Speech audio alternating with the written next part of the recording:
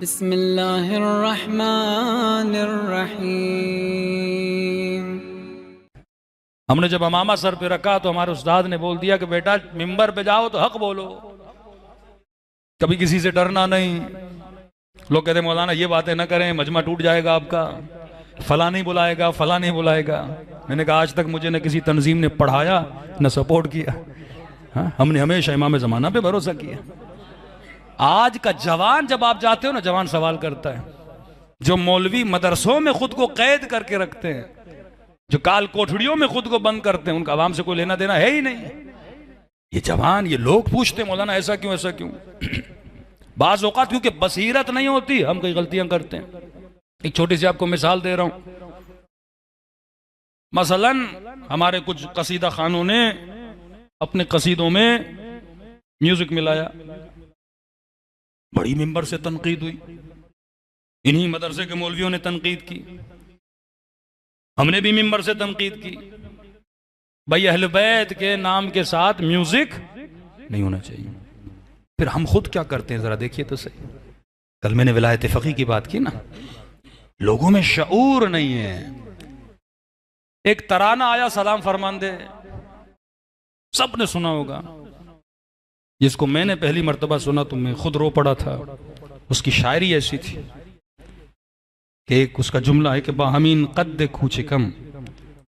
बच्चा कहता है इमाम ज़माना में इसी छोटे कद की, मेरा कद छोटा है, मेरे कद को नहीं देखो, लेकिन इसी छोटे कद के साथ मैं तेरे लिए अली इब्न महजियार बनूंगा। हाँ?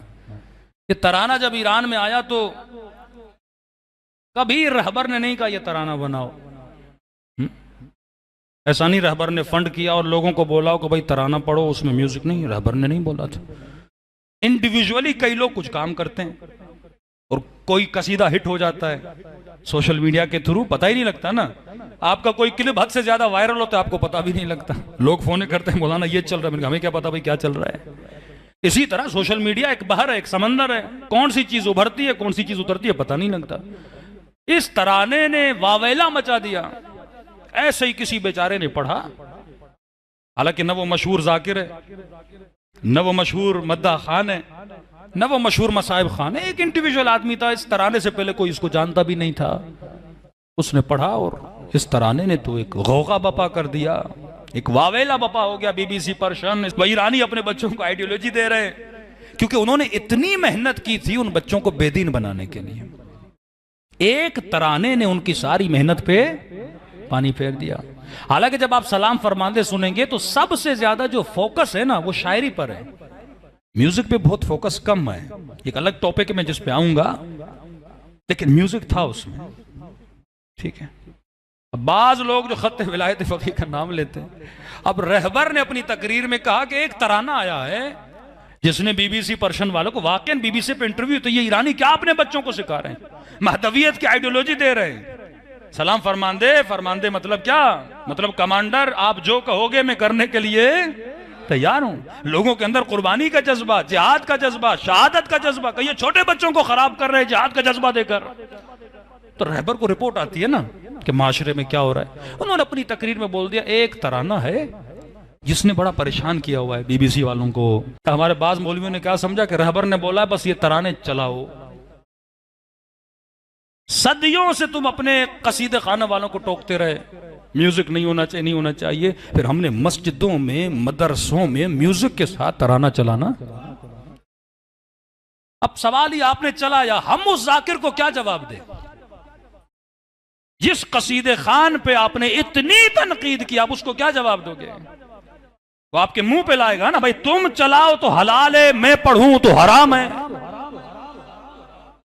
फिर तो वही बात हुई ना, मौलवी चाहे तो चील को हलाल कर दे, चाहे कौवे को हलाल, मतलब तुम शरीयत तुम्हारे घर की है, जब चाहो तुम हलाल करो, जब चाहो तुम हराम करो। तुम खुद इमेज खराब कर रहे हो ना अपनी। आयतुल्लाह बहरुल उलूम ने नजफ में तकरीर की, खबर रहबर ने एक हवाला दिया कि भाई एक तराना है जिसने उनको परेशान किया। जिस तरह मुख्तलिफ चीजों के हवाले आते हैं, उन्होंने हुक्म नहीं दिया कि अपने मदरसों में चलाओ, कभी ऐसा हुक्म नहीं दे सकते।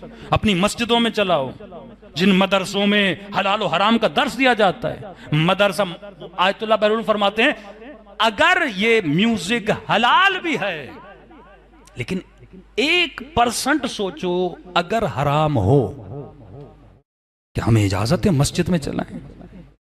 क्या हमें इजाजत है इमाम बारगाह में चलाएं? 1% उन्होंने, क्योंकि बैनुल हरमैन में कुछ लोगों ने ये चलाया, उन्होंने सख्त तकरीर की।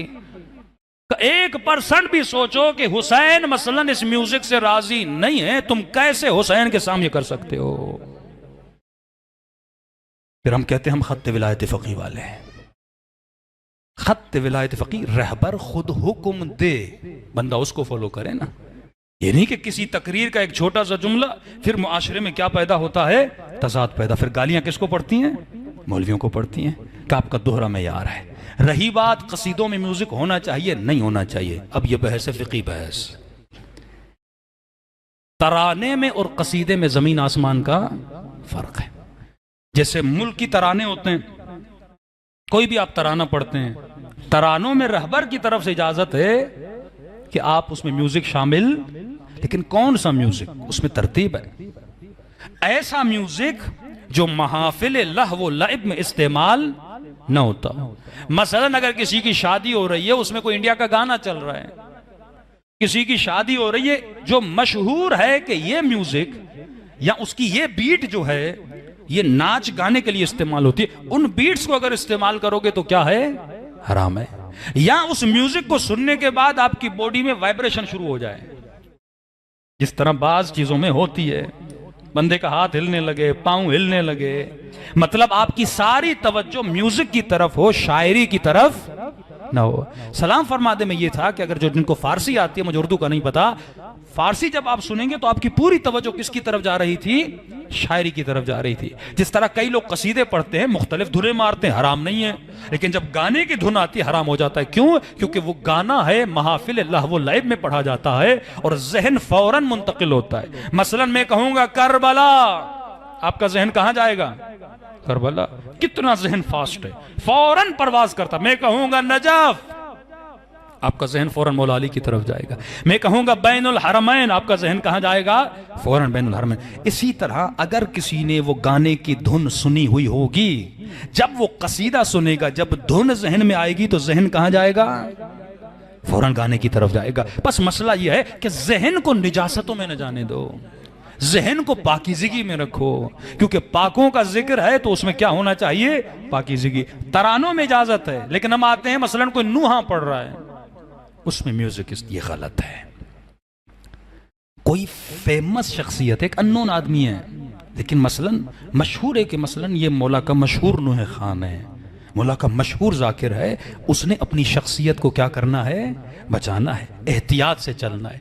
आजकल हमारे कसीदों में क्या है, मैं नहीं कह रहा कसीदे बुरे हैं, शायरी पे ज्यादा फोकस नहीं है, अक्सर म्यूजिक पे ज्यादा क्या हो जाता है? फोकस आ जाता है। अगर फोकस शायरी पे हो ना, जैसे दो बीट चलती है ना, मसलन मैं भी बात कर रहा हूं, अगर पंखे की आवाज ज्यादा हो तो आपको मेरी आवाज सही से सुनने में नहीं आएगी। दो लेयर चलते हैं, एक म्यूजिक का लेयर चलता है, पीछे जो कसीदे खान है उसकी आवाज भी चलती है। अब सवाल ये कौन सा लेयर किस पे क्या हो रहा है? हावी हो रहा है। अगर म्यूजिक उस पे हावी हो रहा है तो ये लहव लइब में जा रहा है, लेकिन अगर शायरी मजबूत है, मेरा जहन मुंतकिल हो रहा है मारिफ की तरफ, तो उसमें कोई मसला नहीं है। सलवात पढ़े मोहम्मद वाले मोहम्मद।